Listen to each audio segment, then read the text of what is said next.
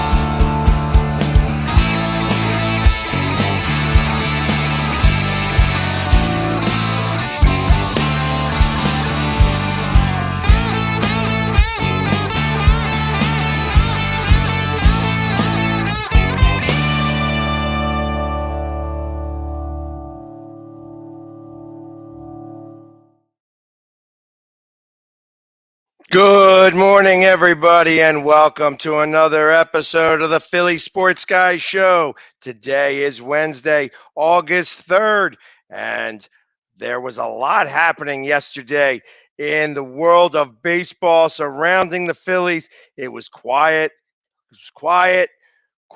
Then all of a sudden, boom, they start to make some moves all the way down to the last second there yesterday. A couple of nice trades happening.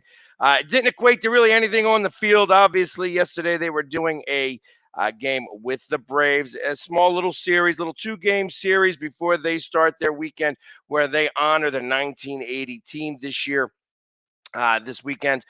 But there was some moves. Let's get to the game first. Obviously, there was a game that happened yesterday. It was a bullpen game. They didn't really use a starting pitcher. It was a game we kind of needed, but they kind of went ahead and just said, you know what, we'll chalk this one up, and it looked like it. That they made just didn't really come to play this game, especially after having the day off. They lose to the Braves 13-1. Things that Nick Nelson gets the loss here. He had 2 innings pitched, only gave up 2 earned runs, 3 strikeouts, 2 walks. It wasn't too bad. They actually had a lead in this game, 1-0, and then of course the wheels just fell off from there. They had the Braves scored 2 in the third, 1 in the fourth, 6 in the fifth, and then 1 in the seventh and 3 in the eighth. So they were just, like I said, once they got into the bullpen and the bullpen made sure that it wasn't a close game, I don't think that the Phillies were really trying anymore because they had a little bit of a depleted a little bit of depleted, roster in general because people were doing everything that, like I said, there were some guys leaving, some guys trying to get here. Obviously, there's going to be a couple guys that aren't even showing up until Thursday. They do have one guy that's going to show up today. So it's going to be interesting to see what this team will look like here in the next week or so and how they're going to fare. But obviously, like I said, this 13-1 was the minor story of the day. The major story was everything that happened between 5 and 6 o'clock. So just to finish off, like I said, they lost 13-1 yesterday. There wasn't really anything worth noting other than the fact that Schwarber got walked twice. Actually stole a base yesterday. Everybody was striking out a lot. That the team as a whole had 14 strikeouts against the Braves. So they were, up against it. And they had actually a pretty good pitcher on the mound, Strider, 6 2/3 innings. He's the one that gets the win. Only gave up 3 hits and 1 earned run, 13 Ks on the day. So obviously that guy has been pitching lights out. The Braves did make some trades as well going into this, going into, hey, here we are in August, the trade deadline's up now, but they did add a couple of pieces, and the Mets, interestingly enough, did not add any pieces whatsoever. They kind of stood pat. The pieces that they did pick up weren't really worth even mentioning in the grand scheme of things. But let's go to what the Phillies did yesterday. Their day started off, and it was probably somewhere around 4 o'clock when they picked up this pitcher from the Cubs, as a name you might remember. You might remember, but real fast, before we get into who we did and who we didn't pick up and all the things that happened yesterday. Today, we're of course we're back in Atlanta, and we have Zach Wheeler going up against Charlie Morton, and this is a game we absolutely need to grab from them. They, like I said, they took care. The Braves won 13-1. It was one game out of this. We need to take this game. Wheeler's got to pitch a really good game. Plus, we like beating up Charlie Morton a little bit. He'll go good for the first 3 innings, and in the fourth inning, we'll start to tag him a little bit, and hopefully Wheeler pitches the way that he knows how, and we can take this game away from him and come out with a series split uh, with the Braves and have an overall very good road trip this time around. So, going back to what we did yesterday, around 4 o'clock, the word comes down that they have acquired or reacquired a pitcher that we had for a couple of years, although you may not have heard of him because he was hurt most of that time. Only got pitched a whole 6 innings while he was here. And that is David Robertson. Actually was a really good pitcher, pitched very well for the Yankees. Wound up with Tommy John surgery here and was out for the better part of 2 years. Got paid a lot of money in Philadelphia, but never really was able to pitch much. I think I said he only had 6 1/3 innings pitched here in 7 games, and then went on to the IR and never really came back.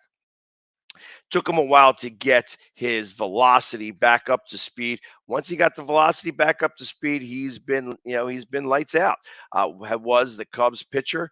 And he got traded for Ben Brown. Let's give some numbers for both of these guys. Obviously, David Robertson, he's only going to be in control for this year, obviously. So he's a rental, good back of the bullpen help. So that was one of the holes that we thought that we needed to get taken care of. And Dombrowski took care of that pretty well. So we give up Ben Brown. And who is Ben Brown? Let's talk about him. He was on the Jersey Shore, and he was a pitcher. He like I said, the Jersey Shore is like an A league, A plus is what they call it. He was 3-5 with a 3.08 ERA in 15 starts. He had 73 innings pitched. In those 73 innings, he had 105 strikeouts to only 23 walks. So obviously, he had some command, and he only gave up 53 hits, with 7 of them being home runs. So, and this is a guy, like I said, he was a prospect in the A plus league down at the Jersey Shore, and that's okay. So let's figure out who we got. Robertson has in 36 games, he's 3-0 with 14 saves, 40.1 innings pitched. He's got 51 strikeouts to 19 walks.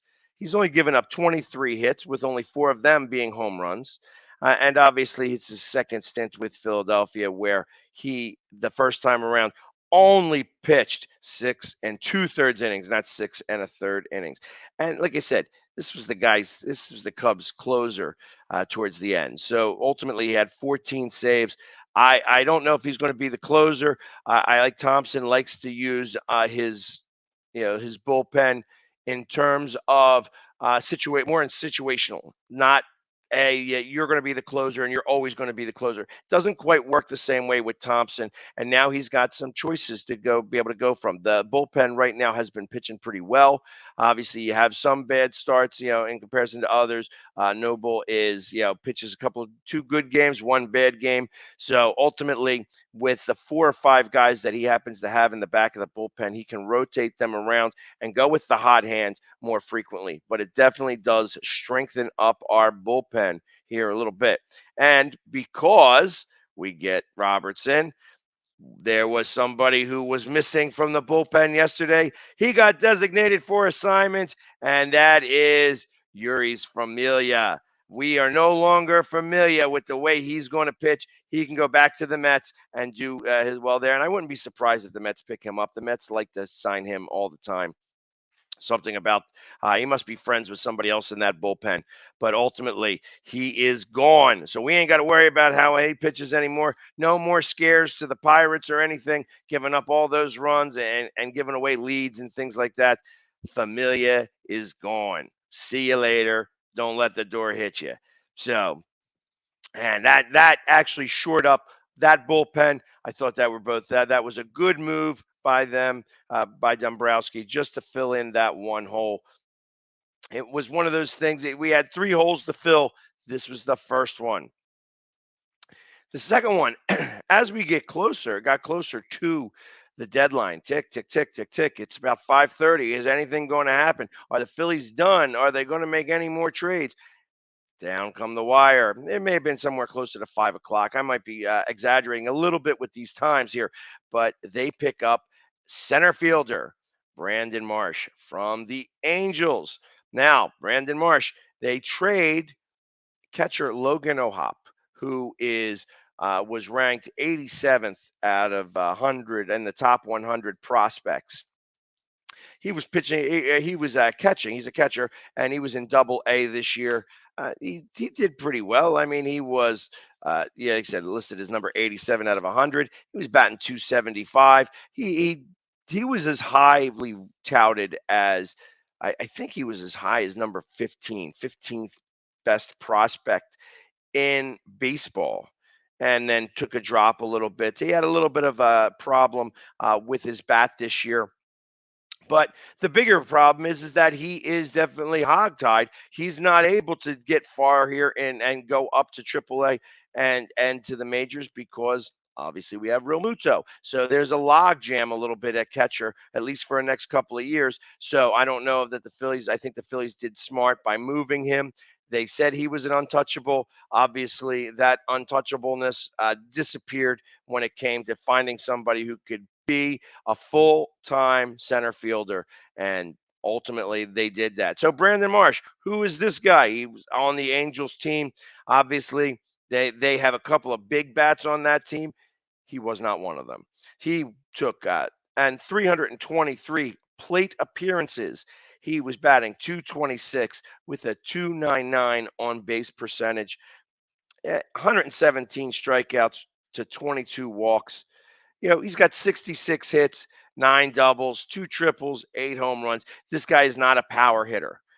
But like I said, this is not what they chose him for.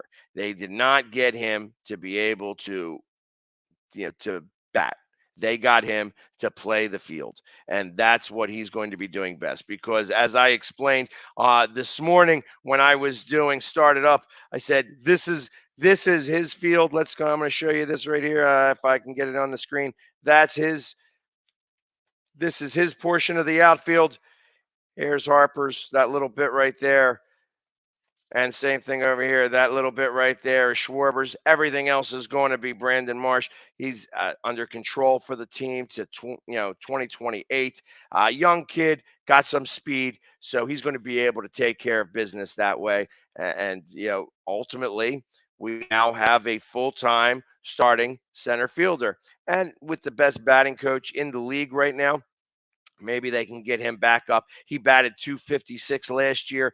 He's only been in the majors for 2 seasons, and hopefully they can get his bat working a little bit better. Just have him looking at more pitches, maybe taking some more walks and getting on base, couple stolen bases, things like that. Obviously, I think he's going to be pitching in the He's going to be hitting in the 9th hole. Right before Schwarber. So it's going to be worthwhile for him to take a look at some pitches and be able to get those pitch counts up higher and get on base with walks, maybe just a couple slap singles here and there. That being said, with a full-time center fielder, another player got designated for assignment. Yes, that is correct. We can say goodbye to Odubel Herrera. He disappears off of this roster. DFA'd. See you later. Hopefully your life gets a lot better when you go somewhere else. because it's been a challenge here. You have been a challenge to deal with, to watch, playing bad balls, making base running decisions that were just ridiculous. You've cost us more games than you have helped us. And he's helped us a couple of times. He has had a good bat in very small circumstances. But the PR issue that he had with some of his off the field antics concerning his girlfriend, and like I said, just laziness in the field. His baseball IQ is really low in general, and now we get to say a sayonara to Odubel Herrera, no longer part of the Phillies team. Last, and as we're getting down, it's like getting close to 6 o'clock. You keep hearing that Toronto and the Phillies are in it for Syndergaard, that they're trying to figure it out. Is Syndergaard going to go? It's getting closer to the time. Tick, tick, tick, tick, tick. It's 5:50. Is anything happening? Is anything going on? At 5:54, it comes down across the wire. Noah Syndergaard is a Philadelphia Philly, and we trade Mickey Moniak. The Moniak experiment is up. Now we've got a center fielder full time. No need to bring Moniak back. Give him somewhere where he could actually go and get up there and start to play. Obviously, this was maybe in to take care of the fact that they did just trade away. I mean, because this was also with the Angels. They did trade away Braden Marsh. So maybe they were looking for a little bit more stability in the outfield, and they can go ahead and try Mickey Moniak in that position and see if he can get his bat working a little bit better from there. Noah Syndergaard, comeback year this year. He was pitching on the Angels, so some of these numbers are going to sound a little funny. Obviously, in 15 starts, he was 5-8. So only 5 wins to 8 losses. He had a 3.83 ERA, though. So under 4, which is pretty good. 80 innings pitched. He's got 64 strikeouts to 22 walks. And he's only given up 75 hits, with 9 of them being home runs. So obviously he's been pitching much better than in a couple of years ago. So, is he back up to form? Is the old Noah Syndergaard? Not really. But, for what we gave up Mickey Moniak and Adiel Sanchez. Sanchez, like I said, he was in single A, I think, this year. He didn't really go very far. Not good with the bat, but definitely good in the field. He was playing in Clearwater this year, and he was batting .236 with a .286 on base percentage. So not the best, ultimately, to be able to get Syndergaard, we did not give up that much. Obviously, he's a little bit of a rental, but for what we gave up, it's not as big a deal. I think that the Phillies did pretty well, and Dombrowski filled all 3 needs. Maybe didn't fill them to capacity. He filled it. He filled a big square with something. So he just threw something in there to just kind of stop a little bit of the bleeding. But I feel like he did really well. Like, obviously, when you're trading prospects away, you're like, oh, whatever. This guy could really do us well moving up. Truth of the matter is that the Phillies are traditionally bad with giving away their prospects that never make it up to the big leagues. So I feel that Dombrowski changed that a little bit here and says, you know what? Okay, we have a logjam at catcher. Let's send him over there. Obviously, and he goes to the Angels. O'Hoppe goes to the Angels as their best prospect on the board now in their minor leagues. So it was something worthwhile. Obviously, they said he was an untouchable. He got touched. So, of course, we're a little late here. I'll be back in just a few moments to discuss how this is going to affect our run. Obviously, the Braves made a lot of moves. The Padres made crazy moves, and they changed just about their whole team. But let's go. I'm going to do some commercials, and I will be back here in just over 2 minutes to discuss the rest of what happened in baseball. So we'll be back right after these messages.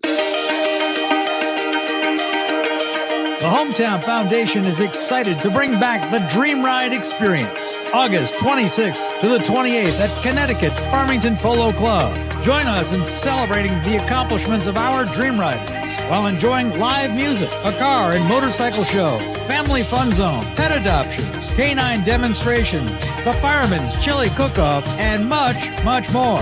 Get your tickets today. What's up, everybody? Philly Sports Guy here, and it's fantasy football season. And if you want me to announce your order of your draft, all you have to do is go to Cameo.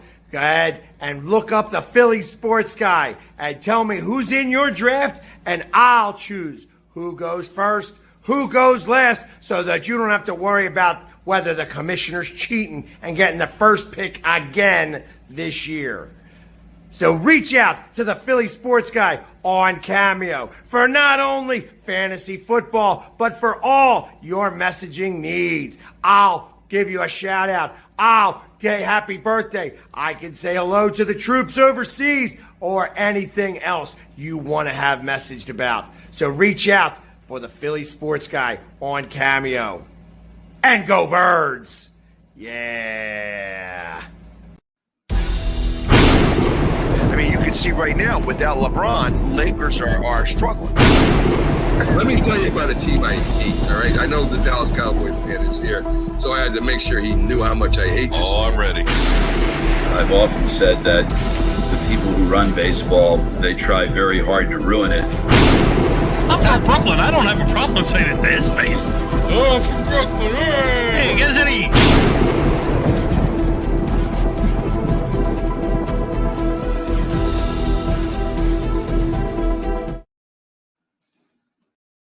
And we are back. And yeah, obviously, the Phillies did make some news, and we are most excited about that. But there was some bigger news that came across the wire yesterday, and that was with the Padres and the Nationals. The Padres make a monster splash and get Juan Soto and Josh Bell. Go to the Padres, and they gave up, like a bag of donuts, it sounds like to me. Luke Voigt, Mackenzie Gore, C.J. Abrams, Robert Hassel, James Wood, and Yarlin Susana. Again, you got to look up who these players even are. They sound like nobodies. From what I understand, they're not great in the grand scheme of things.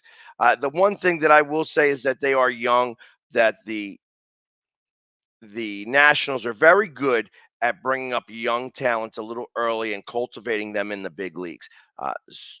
Soto was one of them. That Harper before him. They like to bring up guys at 19 years old, so I kind of believe that they are going to do that with a couple of these guys. There was a 19 and an 18-year-old, not exactly sure which is which, but that they were going to bring up very early on. So this trade kind of works well to them, but for the most part, they were losers in this year's trade deadline. And the Padres were winners. Obviously, they changed their entire roster. They wound up getting Brandon Drury, go to the Padres, for Victor Acosta. Again, not much happening there. The Padres are going to make a run at the Dodgers. The Dodgers did not do much at all. They kind of stayed pat, along with the Mets. The Mets kind of stayed pat. They didn't really make any big splashes. What they get, Darren Ruff, I think, for a couple of prospects and such like that. Not really very exciting day for them, and because of that, they wind up getting losers. Wind up being losers. Same thing with the Dodgers. The Dodgers didn't really improve their roster. Not that they needed to improve much, because they do have a pretty good team, obviously, with the best record in the National League. But everybody else around them got a little bit better. Where they say the rich got richer, the Yankees pulled a lot of stuff. They were like, okay, we're not real happy with our team. Let's start to make some changes, and they made a lot of changes. Obviously, the Padres made a lot of changes. The Brewers made a lot of changes, but I don't know if it was for the better. They're the ones that are a little confusing. Even the Yankees are a little confusing. However, they did get rid of Joey Gallo. He winds up going to the Dodgers. So out of all the moves the Dodgers could have made, they pick up a guy who is really good at striking out. So, good on them. Hopefully that works out really well for them. and better for the Phillies, as I kind of expect that once we make it into the playoffs, if we can win that first early round, that we will probably be seeing the Dodgers. And we know how we love to play out in Los Angeles. We took a couple of games over there against them, so it'll be interesting to see how we go up and face them in the playoffs as we have this new team. And now we have, like I said, I think that we have a really strong number 3 pitcher. Sanchez is probably going to move. Actually, Sanchez will probably remain the number 3 pitcher with Syndergaard going to the number 4 spot. They will be able to use Falter in the number 5 spot there. Hopefully, nobody will get hurt as we move forward, but we have to be able to do that and try to keep Nola as fresh as possible. He starts to falter here. Not no pun intended there. He starts to falter towards September. It gets a little tired, and they're going to try their best to make sure that he remains as fresh as possible for this playoff run. And maybe just with the extra help in the pitching, that where he will not necessarily need to feel like he has to carry this team, because in previous years that's what it came down to, that he was the one that had to carry the team. That even Wheeler would do his job, but you need those 2 guys to be able to be lights out. And I think he felt that pressure. Now they're going to have a little bit more help and more support, and with the back of the bullpen having 4 and 5 guys that you'd be able to choose from, they're going to be able to make those games shorter. They're going to be able to do 6 innings and then go to their bullpen for the 7th, 8th, and 9th. And they're going to be able to rotate around so that it's not. So if somebody starts to go a little soft, they're going to be able to put in somebody else to take their place and move forward without having to worry about, we can't put in Familia. No more Familia. Like I said, we were familiar enough about how he was pitching, and it was horrible. It was absolutely horrible. So, like I said, there wasn't a lot else going on. There may have been something that happened in in camp yesterday with the Eagles, but I couldn't tell you, because I'll be honest, I am back home. I am no longer in Canton, Ohio. There was a little bit of confusion going on, and I decided to come home instead of staying out there and trying to make something happen. So, unfortunately, you will not be getting any of the interviews that I was expecting to do this year at the Hall of Fame. I had to make a quick decision. That decision was to come home, hang with my kids. We're going to be going out. So I got my kids today, and we're going to have some fun going on for that regard. But unfortunately, everything's still going to be happening at the Hall of Fame without me. It's just one of those things that happens. And like I said, it was a miscommunication on my part. I rather than make up some story on why I'm not there, I figured I'd just knock it out and tell you the truth. So everybody over there, obviously Dick Vermeil, is going to miss me while I'm not there. But everybody else, all the other Eagles fans, are going to be there, and it's going to be a great time. I expect that it's going to be a lot of fun out there in total. That being said, we're coming close to the end of our half hour. Just to let everybody know, because obviously I didn't talk about Philly Sports Trips, and they've been a big sponsor of me and our shows. Philly Sports Trips, we are getting very close to our full capacity to go down to Washington. September 25th is the game. $325 is the cost of the ticket. It costs that much to go to a home game in Philly. For this, you get a lower level ticket. You get transportation down to the game, a full tailgate. You can't beat it. We're not taking school buses down there. There are bathrooms on these buses. All the beer is included in this. If you wind up on my bus, I like to bring some Bloody Marys. So obviously you want to try to get in with me wherever I'm at, and I might be in a lot of different places because we're taking Eagles fans from all over the place. If you're up in the Wilkes-Barre, Scranton area, if you're out in Harrisburg, if you're in the Northeast, or if you are local to me near the stadiums or in Delaware County, get on to phillysportstrips.com/TPSG and go to the Washington trip. Book it before we run out of tickets. Like it says, we are filling up fast. And we said we were going to have 1,000 people, and it's happening. We're going to bring down that stadium literally bolt by bolt, since they kind of had us out there. When we make it shake, everything's going to get loose, as we saw last year. And we need to go ahead and welcome Carson back to the NFC East the only way that Philly fans know how. So definitely come down, go to phillysportstrips.com/TPSG. Again, thank you everybody for hanging with me today. We'll be back at it again tomorrow at 9 o'clock. So as always, go Philly.